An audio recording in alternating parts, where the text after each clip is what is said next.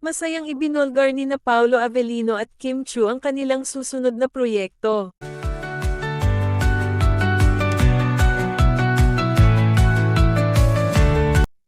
Ayon kay Paolo, labis siyang excited na muling makatrabaho si Kim. Ibinahagi rin nila na mangyayari ito pagkatapos ng kanilang World Tour concert. Maraming fans ang natuwa sa balitang ito. Sinabi ni Paolo na espesyal ang proyektong ito para sa kanya. Dagdag pa niya, masaya siyang maging bahagi muli ng Prime Video. Ito na ang ika-4 na pagkakataon na makakasama siya sa nasabing platform. Ipinahayag din ni Kim ang kanyang kasabikan sa kanilang pagbabalik tambalan. Ayon sa kanya, marami pang dapat abangan ang kanilang mga tagahanga.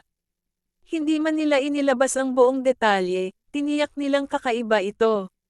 Marami ang nag-aabang kung anong genre ang kanilang gagawin. May ilan na umaasang isa itong romantic series o pelikula. Nagpasalamat ang dalawa sa patuloy na suporta ng kanilang fans.